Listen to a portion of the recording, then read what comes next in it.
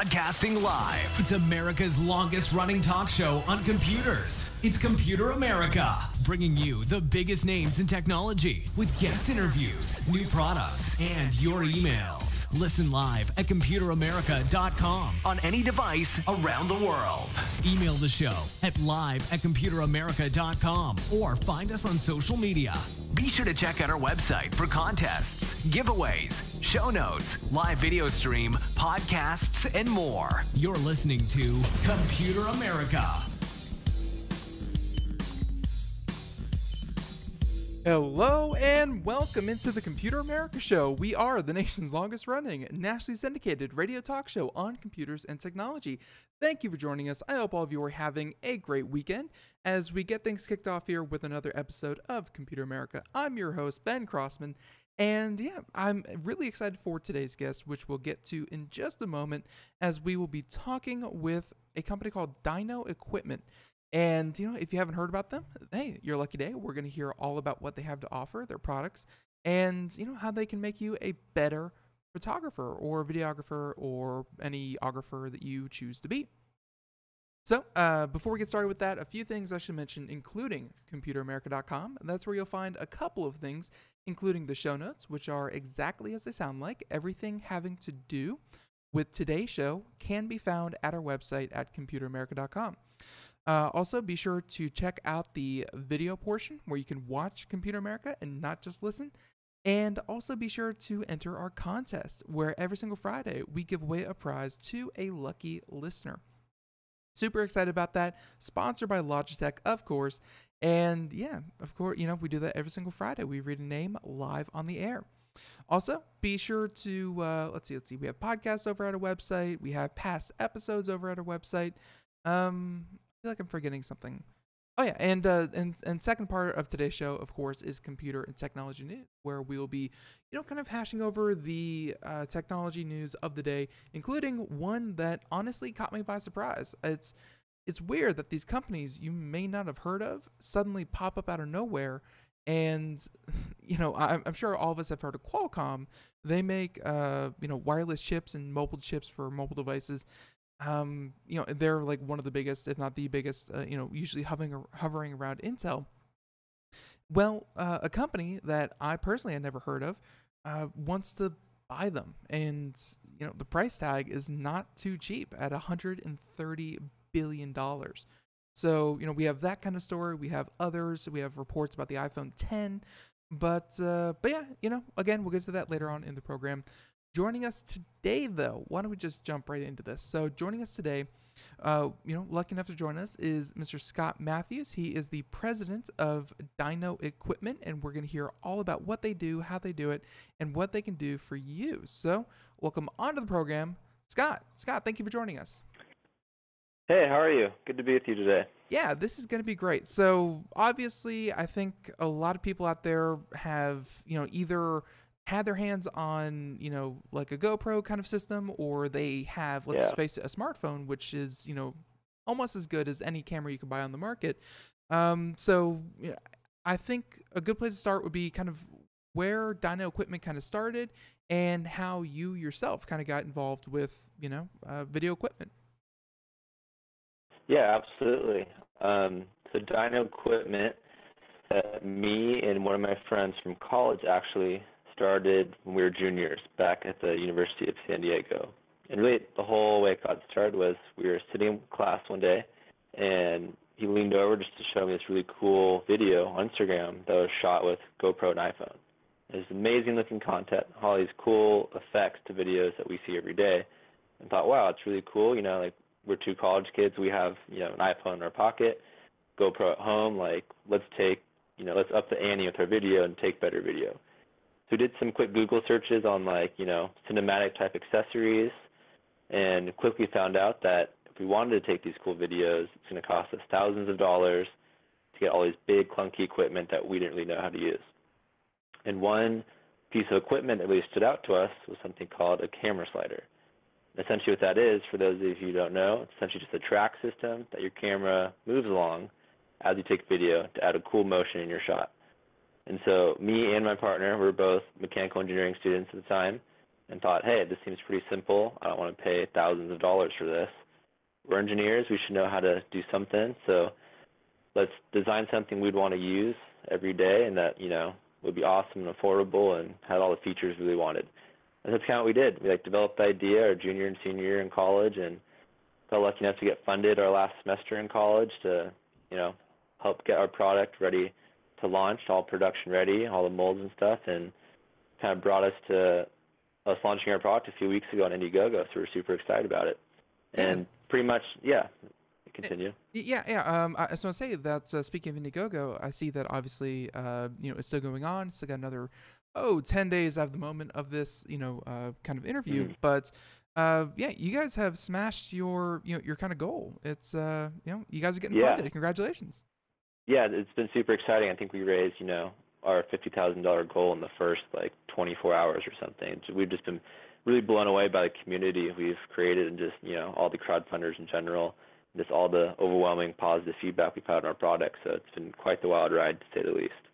So let's talk about, obviously, Dyno Equipment. Seems like you've really built a company around the idea that you're going to come out with a number of products that are for, camera equipment. But to get more specific, we're going to talk a bit about the Trek. So for those of us, kind of listening on the radio, describe the Trek. What is it, and kind of what are the features of it? Yeah, exactly. So as you said before, our idea is to have a brand of all sorts of types of camera accessories to help you take video. But our flagship product is, as you said, Trek. And Trek is the world's first modular motorized camera slider system for any camera under 1 pound. So really marketing towards, the smartphones or the GoPros, any of those action camera, small cameras to take quality video. Essentially what it is, you can think of train tracks for your phone. It's this modular track system where you have these 1 foot long, either straight or curved pieces that utilize our magnetic quick connect system. So you just snap them together, any configuration you want. You can do 20 feet of straight track, you can do a full circle, you could do curves to straight to curves again, however you would like to train. Then there is a motorized unit that you attach to whatever configuration you set up, which is controlled through an app on your phone, and that's what you mount whatever photography, videography device you want to, say your phone or a GoPro. Once it's all set up, you enter your settings on your phone, send it to the shuttle, and then you can do all sorts of time-lapse motions or video motions, really anything you want to achieve for your shot. And when it runs, it's just simple idea, just slowly moves your phone along whatever configuration as you take a video or a time-lapse. And the final result is this really stunning cinematic style video that you get. Yeah, and you give a number of examples, on your on your Indiegogo. I was about to say Kickstarter, on your Indiegogo, and the videos are very, very cool. Let's talk about kind of why you decided to make this thing the way it is, because you're right. I just personally went out and looked up camera sliders. A quick Google search turned up everything from $1,600 all the way down to $70. It's a very, very wide range. I'm sure when you were designing this, you had a lot of different options about kind of what to include. And talk to me about motorized. Why did you decide that motorized was the best way to go and not some kind of gravity fed? You put it at an angle and just kind of let the camera go, or I don't know, like a string. Yeah. Go ahead. Yes. So the motorized function is actually pretty critical for our design. So as you mentioned, you can go online and there's thousands of dollar sliders, and there are also sliders for, under $100.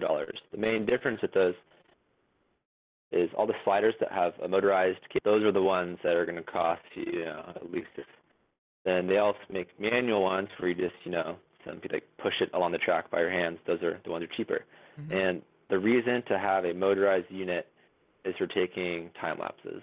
And so a time lapse, the collection of photos over minutes, hours, even days in some situations. And if you want to say, I want to move my camera 2 feet over 15 hours, that's impossible to do by hand consistently. So you have to have precise motorized movements to do those super slow, consistent shots. And so that was really what we wanted to do. The main application for us was these time lapses, and the manual sliders just wouldn't work. And, as we said, for the motorized sliders, they're all designed for these big cinema cameras or the big DSLRs, so they're expensive and bulky and hard to use. And so we kind of just took all the existing systems and made them what we wanted. So for instance, the biggest thing, well, the two biggest things with all the existing sliders on the market is their fixed length and size and the way they actually drive the camera, the way it actually moves. And the fixed length, the standard length for a slider is like 4 feet long. And so it's like a golf club, like a baseball bat. And so if you have this thing, you want to say, I want to go on a camping trip and take some cool videos, or I'm going on a trip to wherever you may go. It's really inconvenient to carry around this like big heavy metal bat wherever you go with you. And so the first thing we did was we made the whole system modular, meaning, with our 1 foot pieces that you can just snap together to set up, just as easily you can break it all down and put it in your backpack with the rest of your gear. So for instance, in like a normal school backpack, we've been able to fit up to 20 feet of track with our camera and all the other accessories we might want for a shot. And so that was the biggest thing, is making it so if you wanted to take a shot, you could. Because our whole thing at Dyno is the best camera is the one that's always on you. And if that's the case, then your accessories shouldn't be far behind. There's all this great technology out there, all these really cool accessories that allow you to capture all this amazing content. But other than the price being so high, they're just not really portable, or like they're not able to be brought to the places that you really want to shoot. And so that was huge for us to make a system that could be designed in a way that you could break it all down, fit in your backpack, but still set up these big, longer time lapses if you want to. And brings me to the second point, so how it's driven. It's all these fixed sliders, your camera can't move beyond the track in the sense it's being pulled by like a pulley or something. With our system, since you can extend tracks, we had to put all the motorized unit inside the actual shuttle. It's like the car moves itself versus being pulled by something else. And because of that, you can set up a circle, and it can go around the circle like 5, 10, 100 times if you want to. You can keep adding tracks, to get more length as you shoot. It allows you to, truly be modular, get shots that previously you just could not achieve. And so we're really excited about all that capability. Right. So, talk to me about some numbers here about, kind of the battery life of the little motorized unit. Obviously, GoPro and an iPhone, or, any of these devices will have their own limitations. But as for the little device that runs along the track, I see here you could theoretically make a perfect circle out of your track, and essentially have it run continuously. How long could you do something like that? Yeah, so it definitely depends on, the settings you're using. So for instance, our live video modes, you usually want a little bit of faster movement, more continuous. And then we also have time-lapse modes where, if you're taking that super long time-lapse over hours, the shuttle just slowly steps. And so if you're running continuous motion, or say live video, the shuttle will probably last, anywhere from 5 to 8 hours. And then because the stepping motion uses so little power, you can set up time lapses if you want to, all the way up to like 24 hours, 30 hours long, well outlasting the battery of your camera device. Yeah, for sure. And I mean, it sounds really, really cool. And we've talked to a number of camera accessory manufacturers out there, and what they seemed, kind of taken with, or the things that we've seen are things like gimbals, things that kind of stabilize movement and things like that.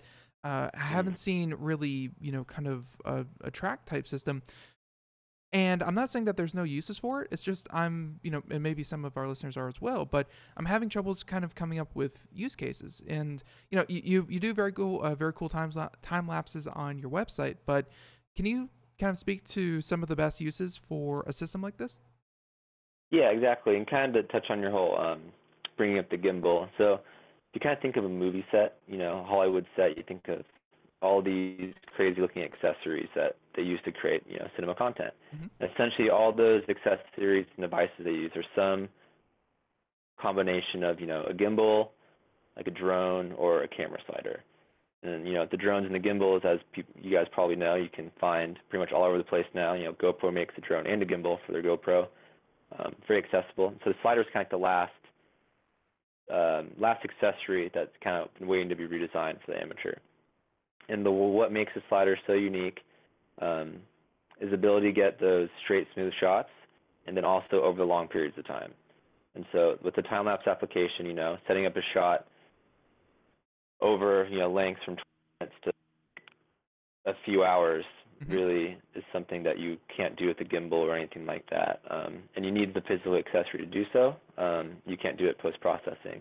And so really it's a pretty simple effect, but for interviews, for instance, like any type of interview will have like slow movement on like the second camera or something. Like sliders there's so many unique applications for it. And like when we first got into making the slider in the camera market, our whole idea was, we wanted to go outside and take these awesome time lapses of, all these inspiring places like the sunrise in Yosemite or, clouds in Joshua Tree or whatever it may be. But as we talked to more people, there's so many cool use cases. Like maybe you're drawing a photo, like some painter wants to see the whole process of them painting a photo or, drawing whatever it may be over, a course of 20 seconds, and you want that cool movement.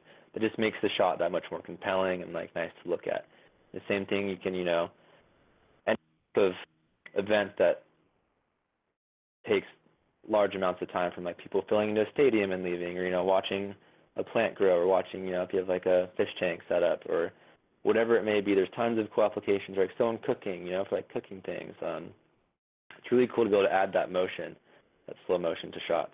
Right. So it's really kind of endless possibilities wherever you think you need. Right. So it obviously it adds a bit more of that production value that just a small investment can make your shot look really, really professional. I've seen that in a lot of industries that just putting in a little bit of thought and effort can really make a huge difference. So and I was just reading your Indiegogo and reading some of the other kind of features of this. So talk about the app, because I think when I first what I initially thought it was just going to be, you kind of set it up. You obviously control the motor and the settings through the app, but then everything's kind of recorded, just via the standard camera. Is that how the app works, or what does the app actually control with this whole system? Oh, Scott, can you hear me? Scott. Oh, we may be having some network lag. Scott, are you able to hear me?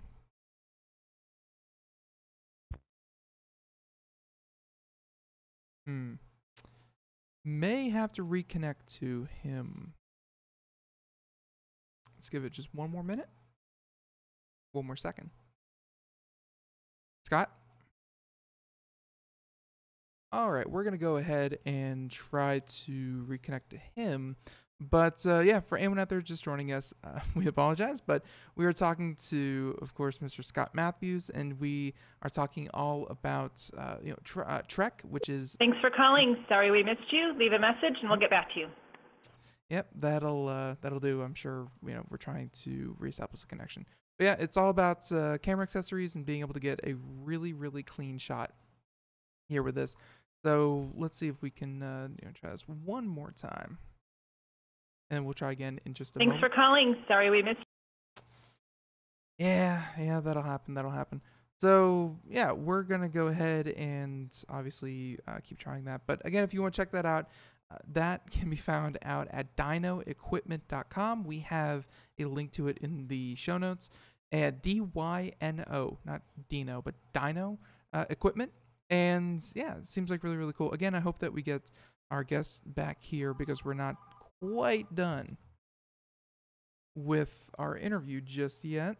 So yeah, and he's actually calling us on our other line. So but yeah, just to give you some just to fill a little bit of time while we get this under control here, just talking about some of the other stories that we're going to be doing here today. Also, folks, we talk a lot about Intel, a lot about AMD. They make a lot of different surfaces and chipsets. And Intel and AMD have always seemed to be, the two battling it out. Obviously, Intel way bigger than AMD, but in the consumer space, those were your options. Well, the 8th generation of CPUs from Intel turns out they're actually going to be a tandem effort between Intel and AMD. Super, super cool. And all right, and just real quick, we're going to try to get our guest back online, which there we go. Hi, Scott, can you hear me? Sorry about that. No problem. Just happy to have you back. Yeah, just happy to have you back on. So, with that being said, again, everyone, Scott Matthews rejoining us, president of Dyno Equipment, and yeah, I apologize about dropping you, but to get back to kind of my question, it was if I can actually recall what the question was, yeah, the app. What does the app actually Right. control with the system? Yeah, great question. We really are stoked on the app, actually. And so, it's a motorized unit, and so the app controls all the movements of the shuttle. And what's really cool about the app is that we broke the app into 4 super awesome settings: live mode, simple, advanced, and night. And so with those 4 settings, you have the live mode, which helps you for live video, and there's simple mode for someone who's like doesn't know what a time lapse is, never touched a camera before, gives you super easy setup. Then also, if you have the GoPros or more advanced cameras, you have the advanced and night modes to help you utilize, all the capabilities you want. And so, yeah, exactly. The app itself just controls the movement, and so whatever setting you're in, you put all your parameters in, and then you send it to the shuttle, and then when it's ready to go, you just simply press go, and it gives you a timer, how long it's going to be, and you just watch the movement. And what's really cool is, because obviously you need an app to control the shuttle, and then you'll have the camera you're taking the video with. Mm-hmm. And for most cases, me especially, I like to use just one phone, So say I'm using my phone to control the shuttle and also want to use the same phone to take a cool time lapse, you can do that too. Since you send the settings to the shuttle kind of has its own memory in a sense. So once it's all set up, you can exit out of the app, open up, whatever camera or video app you want to use on your phone, set it all up, and there's a physical button on the shuttle that you press to start it. So you can be kind of like a one-man camera crew. Very, very cool. I'm sure that helps with portability as well. And Yeah. and folks, just so if you're listening and you can't really see at the moment, but what your track system really reminded me of was I'm sure a lot of people had them as kids, but the wooden train sets, that you could kind of click together one way to another. I mean, your system of clicking together, much sturdier, obviously. But Mm-hmm. you have straight pieces, curved pieces, and essentially you could make any kind of shape or track that you desired, right? Yeah, exactly. And that's really the best way to describe it is we just kind of made a fancy train system for small cameras.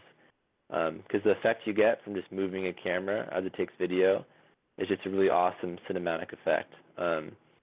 And these train systems, are pretty simple, right? Like you could tape an iPhone to your old wooden train set and push it along and, get a similar effect. And so as 2 college kids were thinking, hey, I could probably go home over Thanksgiving, dig up some old train sets and get something close. Like, why would I pay, $2,000 to $3,000 for something similar for such a simple idea? So that's why we're kind of like, okay, light bulb went off.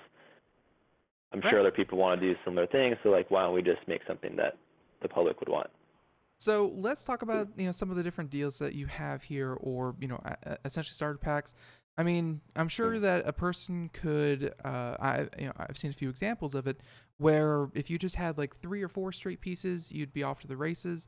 How are you kind of thinking that most people are going to buy this? Is it going to be 2 straight pieces included, and then as you need it, you kind of buy it as you go, or Yeah, are there exactly. kits? So, yeah, so it is modular, right? So you can add, an infinite amount of tracks theoretically. So what we'll sell is your starter kit, which is just kind of like your base pack to give you just kind of the necessities to get you started, and that will be 3 feet of straight track, the shuttle, some cool little tripod legs that come with it, and then your charging cable and all those other types of things. So we'll sell that, and then if you want to say, you want more curved pieces or more straight pieces to do whatever you have in mind, we'll sell bundles of tracks separately. So we'll sell, a linear extension kit, which will be 3 extra straight tracks plus an extra leg to help support them, or a curved extension kit, which will be 4 extra curved tracks, which lets you do a semicircle. 8 full will make you a full circle, and then also, 3 extra legs to help support those. I gotcha. And with that, you can make, obviously some very intricate, kind of routes for your camera to take. So let's see. So obviously, the use cases, I don't know if you guys are just avid hikers or you just feel like scenery is the best thing to kind of take photos of, but not a lot of city shots. I'm just saying there's places where you're putting it kind of over a river, and I think a lot of people, if you just spend $1,000 on your new phone, putting these things, or even if you spend, let's say, $200-300 on on Trek to take pictures of a river, you don't want this thing ruined by water. How weatherproof, how rugged can someone expect this to be? Yeah, so it's actually very rugged, and it's not completely waterproof, but it is weather resistant. They're pretty high weather ratings, so like light splashing and light rain, all that stuff will be totally fine. And it's funny you bring up how rugged it is. We were actually on a shoot in Yosemite, and I had it packed up in the box, and I put it on top of my car to load up the car. Then as I drove away, I forgot to grab it again, and it flew off the top of my car going about 60 miles an hour down the road, bouncing all the way down. And we went back, got it, and not a scratch on it. Works perfectly. It's still the one I use every day. So very rugged, can handle a lot. Like I said, it's not fully waterproof. That's something we're going to try to work on for the version 2 of this product. Because if you have, say, like a GoPro or any fully waterproof camera, we want you to be able to take those underwater to above water or underwater time lapses, whatever you might want. Right. Bringing up your point about the use cases as well, me and my partner are both like outdoor enthusiasts, and so naturally a lot of the content we'll create will be, outside, in the environment and all that kind of stuff. But, talking to so many people, like there's so many use cases for just like the everyday around the house, like, whether it be like just the home video just gets enhanced so much more now. You say, oh, I want to take a time lapse of like maybe my kids opening presents on Christmas, or like, as I said, like cooking Thanksgiving dinner, or, drawing your photo for an art class or something. Like there's so many cool use cases for just like everyday around the house things too that can just make videos look amazing. Right, and obviously you guys are just getting this, kind of started, and I'm sure you're already thinking of, features for the next one. One just kind of popped into my head, kind of gonna float it by you, but I mean, obviously having the motor and just having it fixed and kind of following along the track, that's one thing, but tilt, kind of a motorized tilt pan, features like that are not uncommon in your basic web cameras and things like that. Is that something you may be considering adding in future iterations, where you can, with another phone or another device, be able to control tilt, pan, zoom as you take these time lapses or photos?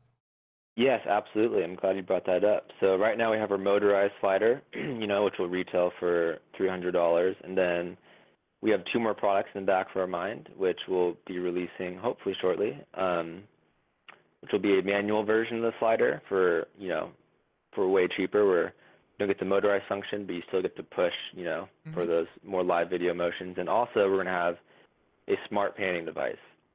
So another app-controlled, like 360 panning device that can either act standalone to take cool, like kind of egg timer-like photos, or you can attach it to the shuttle directly to do like the sliding and the panning motions.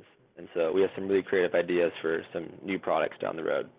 Very, very cool. And if people want to find out more, obviously, the Indiegogo campaign is a great place to kind of check it out. But where can they buy it, and where are you planning on kind of featuring it? Yeah, so I mean, just our website, dynoequipment.com, is a great place to get started, and there will be a bar on the top of the page. It's hard to miss. It will link you to the Indiegogo campaign as well. And so right now, we started the campaign a few weeks ago, and that's really the first opportunity you have to order it. So the Indiegogo campaign is where we're taking our first round of pre-orders. And what's special about that is, for all those early adopters who want to support us and pre-order our product, we're offering discounts up to 25%, which is great for all those people who want to try it out. And then once the campaign ends in a couple of weeks, we will start just selling straight from our online source. And then, hopefully we'll be working hard to get into all the retailers, like the Best Buys and the Apple stores and the B&HPhoto.coms and all those types of places as well.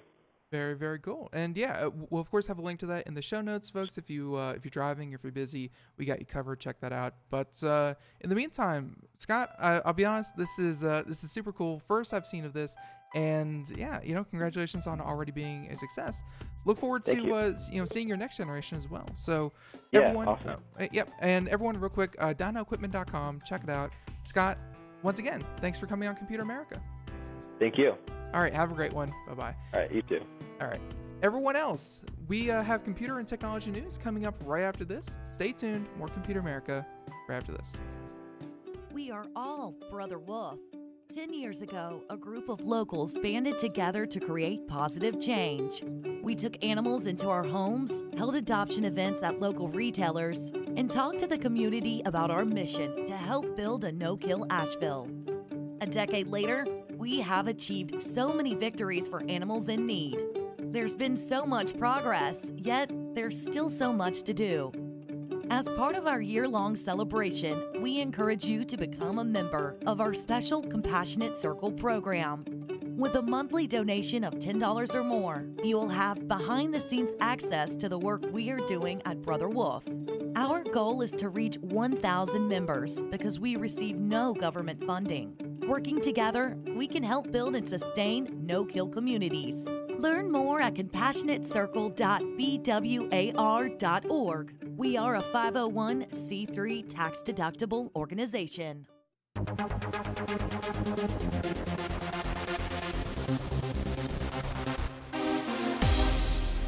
And welcome back to the Computer America Show. It is 31 minutes past the hour as we continue on, and yeah, check that out. If you're just joining us, you just missed a great interview with, of course, Dyno Equipment and their new product Trek, as they call it, and it's a motorized camera slider that is much more affordable. I mean, there are obviously others out there, and some of the ones I'm seeing, they're very simplistic. They have the slider and they have a mount for any kind of camera, DSLR, what have you.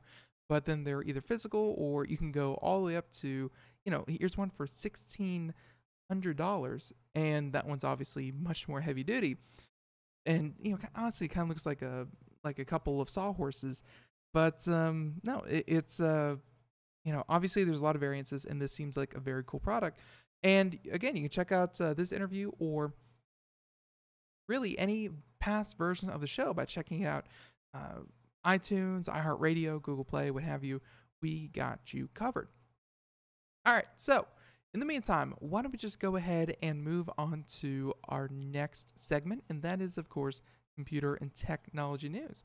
And this is a segment dedicated to the latest and greatest in tech stories, be it about large company acquisitions or new products, new information, complaints about the iPhone 10. We have a few of those. So here we go. Computer and technology news brought to you by Fire Dragon Security.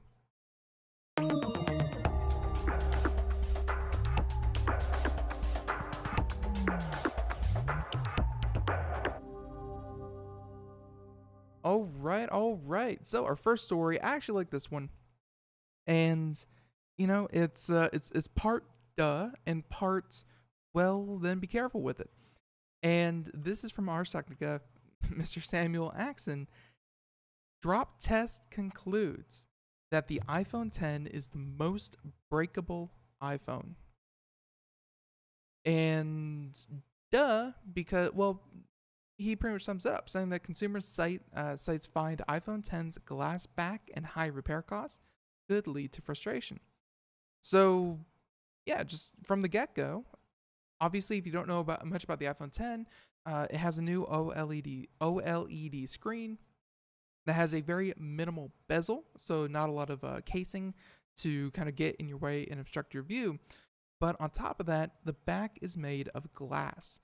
As you've probably handled an iPhone before, they're usually made out of some kind of metal or tough plastic, depending on what version you get. I mean, even going back to like even the original iPhone, it was encased in metal. It was essentially a step up from the aluminum iPods. And so when you completely surround this thing in glass, while it may be able to stand up to, cosmetic scratches and, dents and dings and, maybe general bumps. Well, we're going to find out through the article that in a standard drop test, that glass comes with a price. And honestly, I don't think it's that big a deal. So here we go, saying that as we suspected in our review, the iPhone X is not faring well in the first drop and durability test. 2 different drop tests showed immediate damage to the device. Immediate damage. Sometimes, you can pick up, you drop your iPhone as you're walking with it, and then you pick it back up and you kind of look at it and go, whew, I dodged a bullet on that one. Seems like that won't happen. If you don't have this thing in a case, that will not happen. It's going to be much harder to, have those narrow misses. And consumer electronics site CNET ran a drop test from a height of 3 feet, and the glass is at the corner of the phone cracked on the very first test, which dropped the phone on its side. And a second test dropped the phone on its face, leading to even more fractures. CNET concluded that dropping the phone without a case is out of the question, which, again, past iPhones, because they've had that plastic or that metal wrap around the back, they've been able to generally withstand a crack, maybe, the corner, at least in personal testing, dropping things on corners generally fractures things, but otherwise, hey, it could stand a 3-foot drop. The iPhone X, not so much. And they said that the damage CNET encountered was only cosmetic. A more extreme drop test from SquareTrade showed damage to functionality as well. And SquareTrade is a company that offers protection plans for mobile devices, so it should be noted that the company has an incentive to convince consumers that obviously if you drop it, you're going to want one of their protection plans. So, and let's see. The phone next failed the next test, the tumble test, which put a device in a washer or dryer for about 60 seconds. So the tumble test would kind of simulate, maybe some rough handling, not strictly dropping, but not exactly being gentle on it either. And they said that the result was the phone that couldn't perform its swipe to unlock gesture anymore. All right. And the results led SquareTrade to name the iPhone X the most breakable iPhone it has tested based on a methodology that scores devices on their breakability. The biggest problems with those tests, though, is that 6 feet is higher than most people would commonly hold their phones. 6 feet for the average person means you'd be holding it slightly above your head and drop it straight down. 3 feet, about waist high, kind of more common, and I'd say about 4 or 5 feet would be extremely common if you are walking around with it.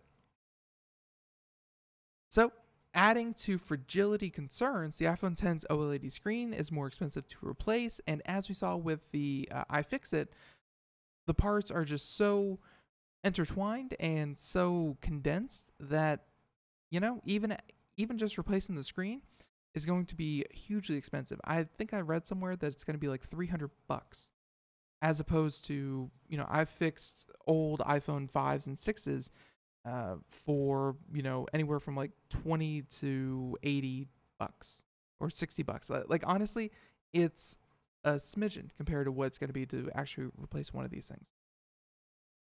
So they said that some of the damage in these tests is a result of the iPhone's glass construction.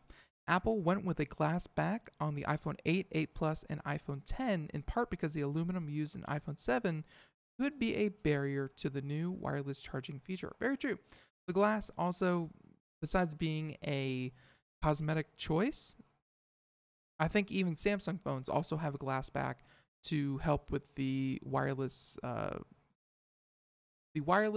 don't want to say induction because induction is for connecting, but the wireless charging capability. So very fair there.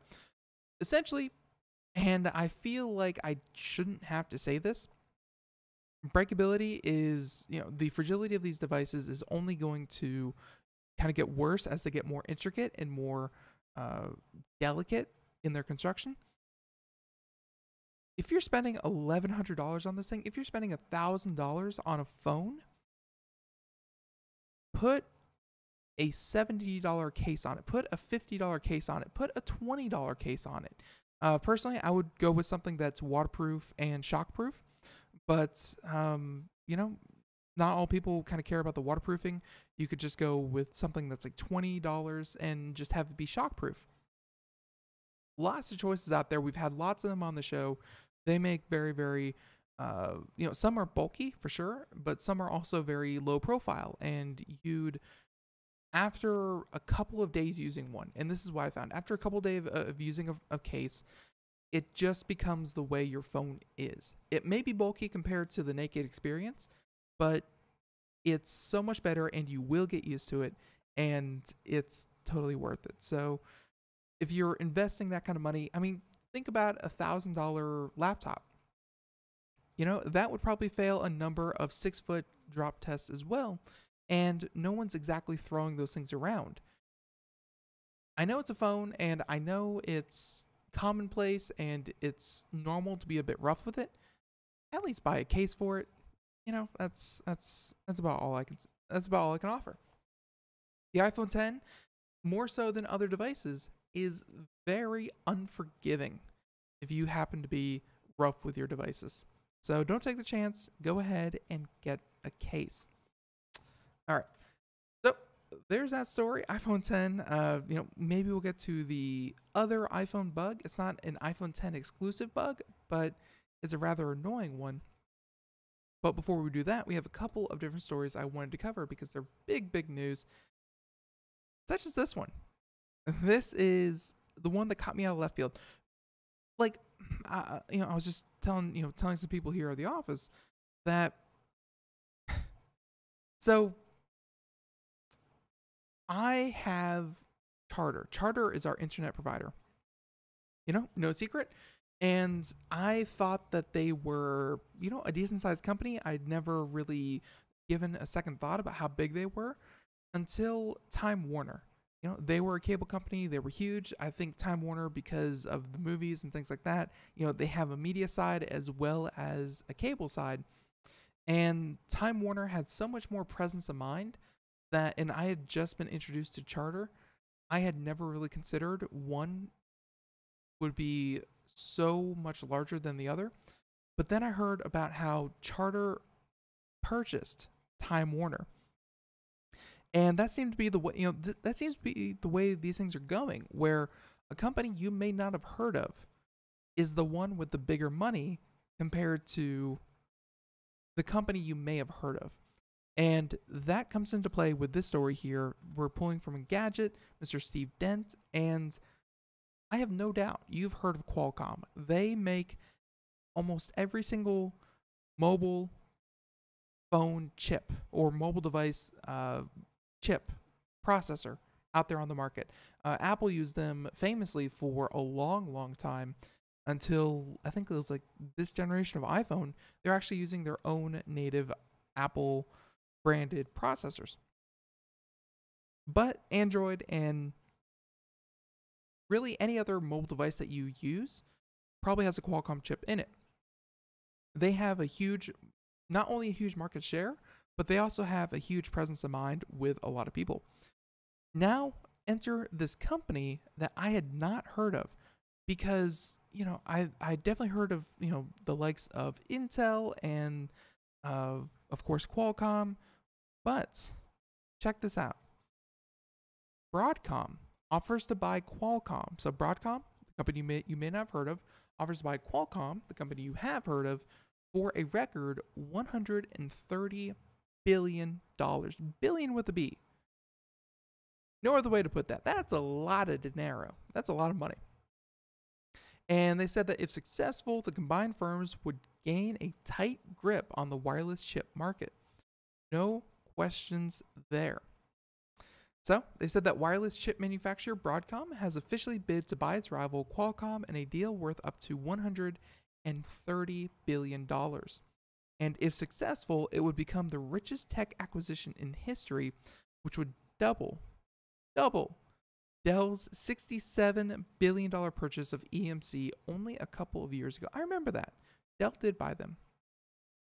So, rumors of the acquisition started popping up yesterday, and the offer will likely kick off a pitch battle between the two companies and regulators around the world. Because, while yes, the two companies are, I think they're both centered in South Korea. I may be wrong on that. One of these may be Chinese, but I'm pretty sure they're both made in South Korea.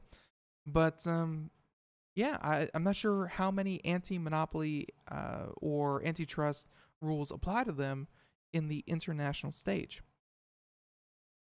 So they said that Qualcomm has been particularly vulnerable lately, having been fined in Korea and Taiwan for breaching antitrust rules and fighting battles with Apple and other firms over wireless technology patents. And the company has even gone so far as to file a lawsuit seeking to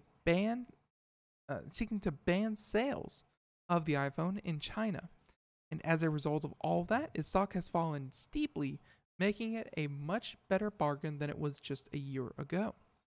And they said that Broadcom's offer now represents a 30% premium over the current stock price. So 30%. So I guess they currently have Qualcomm valued at $100 billion, and then $30 billion on top of that for just buying the company. Man, these companies can throw around a lot of money. So they have a quote here from Broadcom's CEO saying that we could not make this offer if we were not confident that our common global customers would embrace the proposed combination. Our proposal provides Qualcomm stockholders with a substantial and immediate premium in cash for their shares, as well as the opportunity to participate in the upside potential of the combined company. And yeah, essentially, Engadget there wants to draw attention to the sentence, "We could not make this offer if we were not confident that our common global customers would embrace the proposed combination." So obviously, Qualcomm is not thrilled about the unsolicited offer, and they said that it will reportedly recommend that shareholders reject it, saying that it could get held up in regulatory purgatory, negating any potential stock gains. So Qualcomm, when they say they're not thrilled with it, I mean, it'd be like someone coming up to your house and saying, "You have a nice house here. Here's 30% over market price." But you're still heavily invested in your house. You still want to make improvements. You still think your house can, go up in value even more.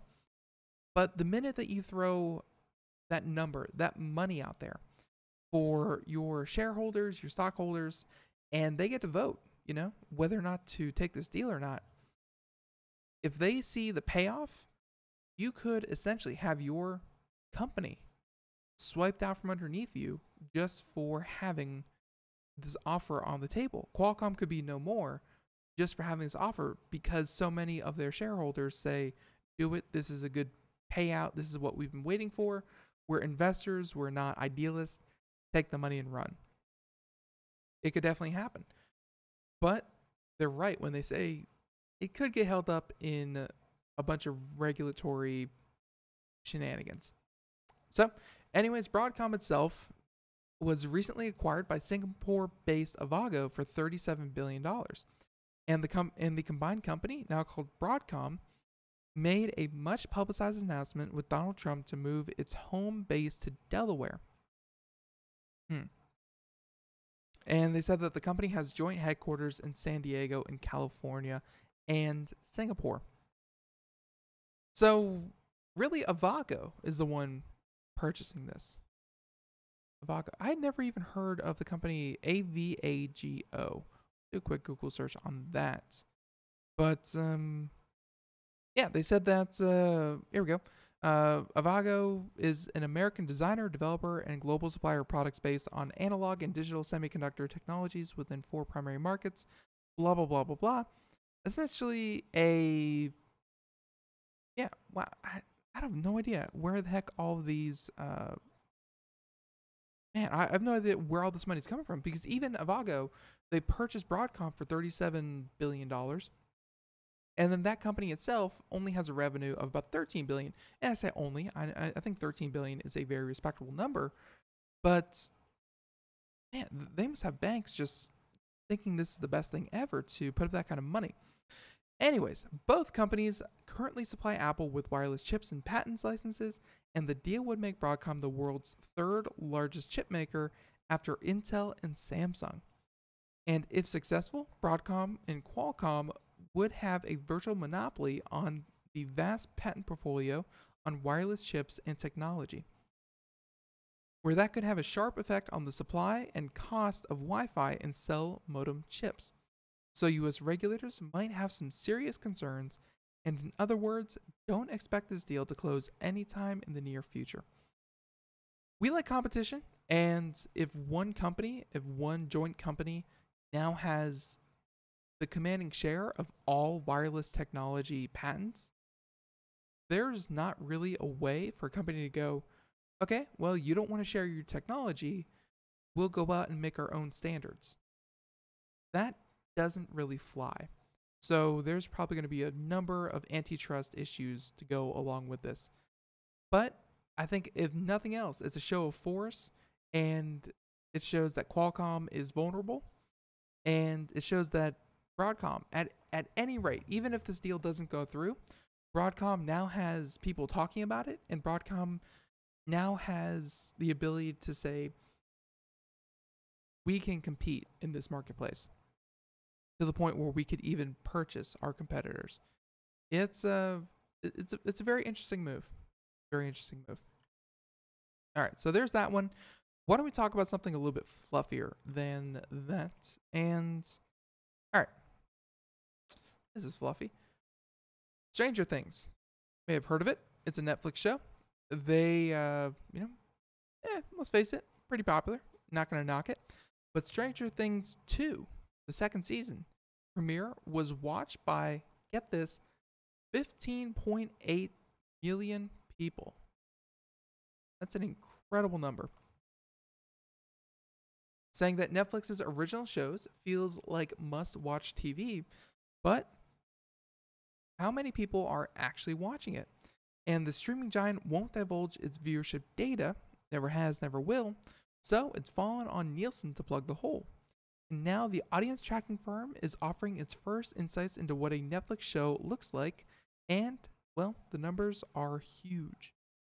Saying that the initial set of Netflix ratings are for Stranger Things 2, and they said that according to the results, the first episode of the second season was watched by 15.8 million people in the United States within the first 3 days. And that's the thing about Netflix, is that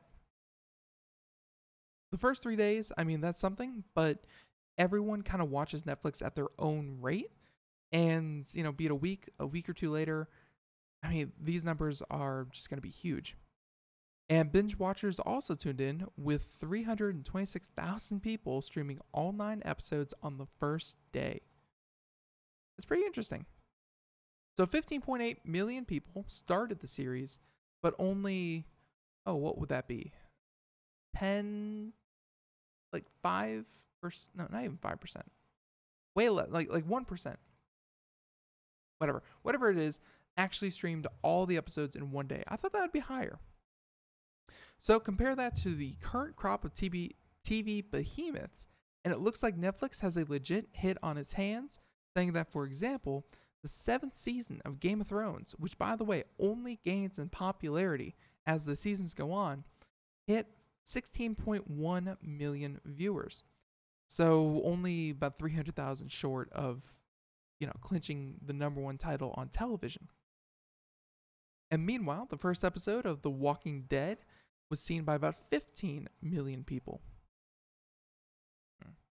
So, for something closer to home, they said the House of Cards was streamed by about 4.6 million people this spring.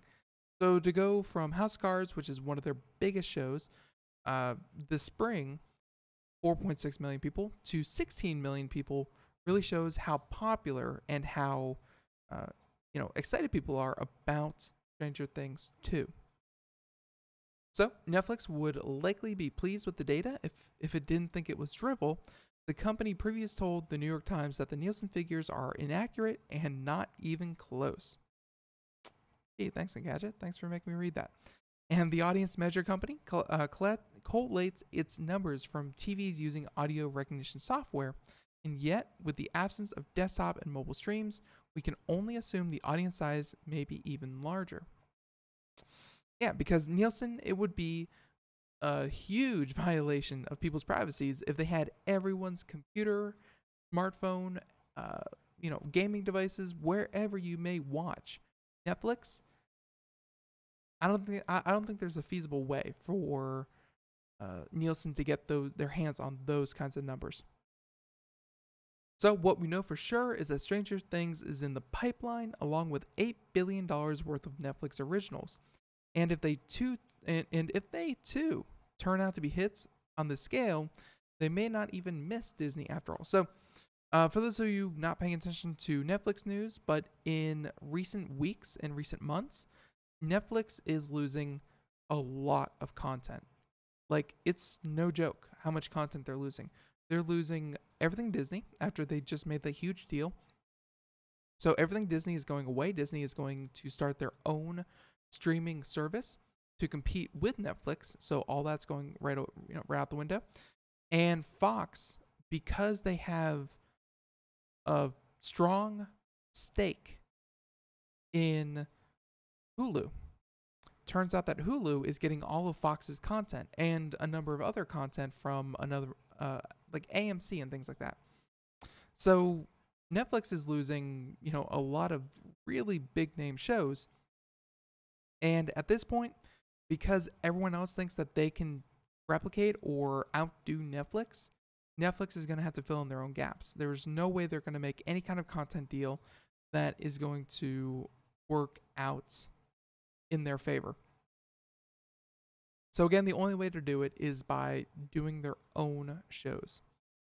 And so far, yeah, they're doing pretty darn good. And if Stranger Things 2 is anything to kind of take note of, they can legitimately have as good a content as anyone else.